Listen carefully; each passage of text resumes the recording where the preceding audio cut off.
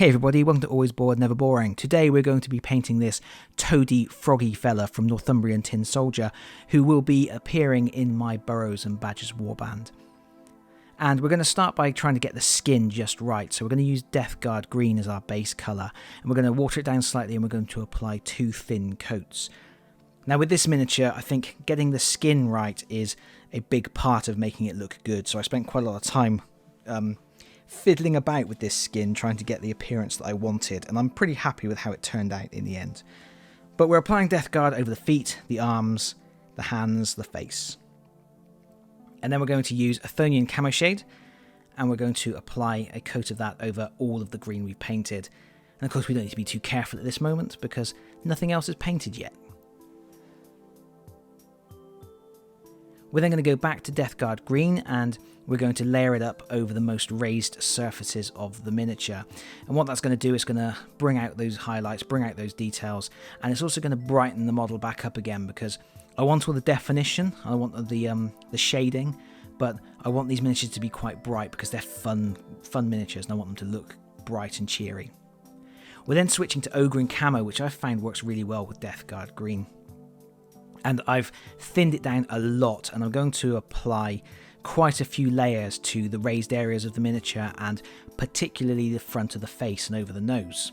And what I'm doing is I'm feathering those thin coats out as we move towards the Death Guard Green, and then building it up to a more consistent colour at the topmost and foremost areas.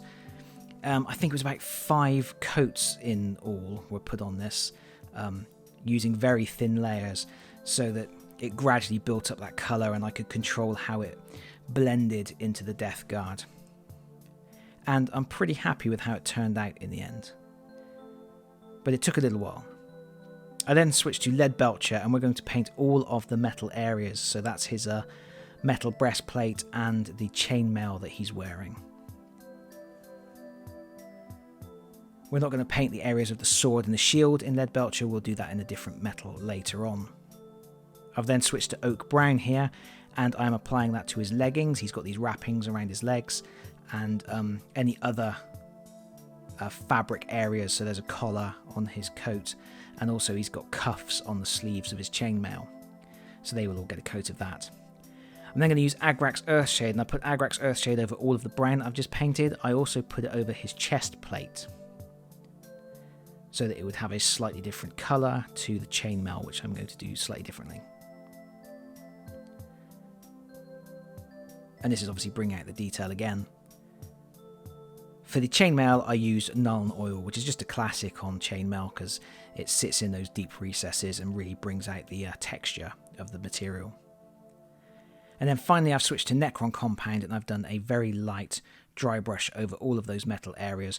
Just because, like I say, I want this miniature to be quite bright and cheery, so it's just to bring those colours back up after the washes. Now I'm using Leather Brown, and this is to go over those brown details, so the collar and also the cuffs on the sleeves and the leggings. And I'm doing several thin coats and building up the colour and focusing on the most raised areas.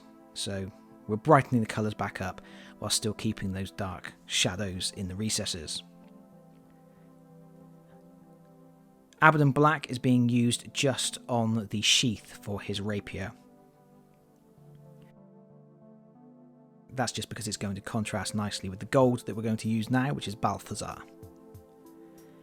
I'm painting Balthasar over the guard on the sword, and it will also go on the raised areas of the buckler, and also there's a little detail beneath the feather on his head. And then that all gets a coating of Agrax Earthshade, because why use Agrax Earthshade once when you can use it twice? This is just going to bring out all those details that we've been painting on. Give the model a bit more texture. We're going back to Balthasar Gold, and all of the gold areas are getting a highlight, just to bring those colours back up.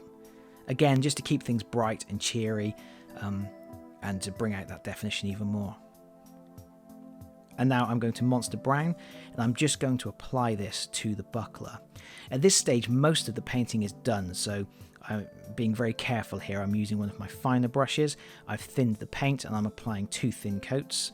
And I've thinned it enough so I've got a lot of control, so I can paint around all of the raised bolts. And this is just a matter of being patient, taking your time, making it look as neat as possible.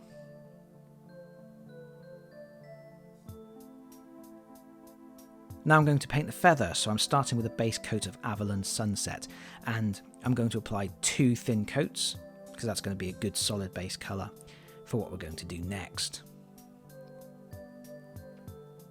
Casandora Yellow is going to go over the Averland Sunset. That will obviously go into all of the recesses and provide the shading, but it's also going to intensify that colour. And then we're going to do an overbrush or a wet brush with Hexos Palesun. So it's not quite a dry brush, there's a little bit more paint on the brush than that to provide a slightly less dusty finish. We're now going to switch to Pallid Witch Flesh, and we're going to do the eyes. And with these anthropomorphic animals, the eyes are really important. They really bring a lot of character to the miniature.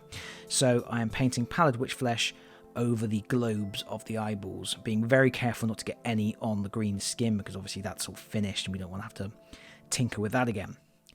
I'm then going to layer Casandora Yellow over the white eyes, and this is going to give them a slightly translucent colour, but obviously it's going to colour them yellow. We're now going to use Abaddon Black, and what we're going to do here is we're going to thin it down.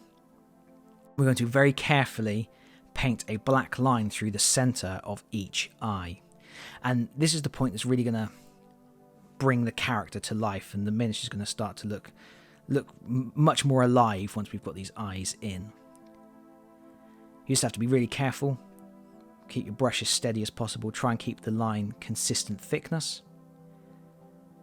and at that point you can really leave it like that and it already looks pretty good.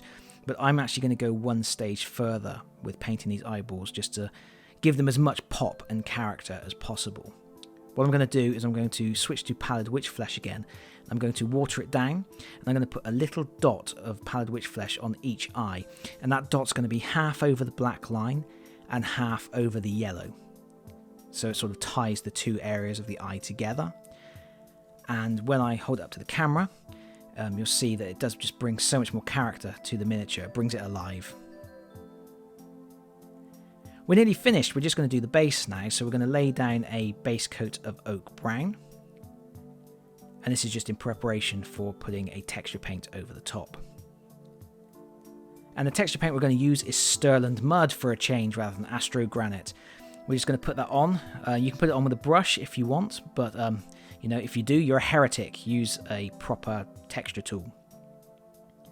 And then finally, what I've done here is I've used some PVA glue just to glue on a bit of static grass. I don't normally use static grass, but every now and again, why not? And that's it. I've used Abaddon Black on the rim of the base just to finish it off, and that's a done miniature. I'm very happy with this one. This is probably my favourite so far. One of my favourite pieces that I've painted to date. I hope you've enjoyed the video. Thank you so much for watching. If you have liked the video, please consider pressing the like button. If you have really enjoyed the video, please consider subscribing if you don't already do so. And hopefully, I'll see you all again very soon. Bye bye everyone. Bye bye.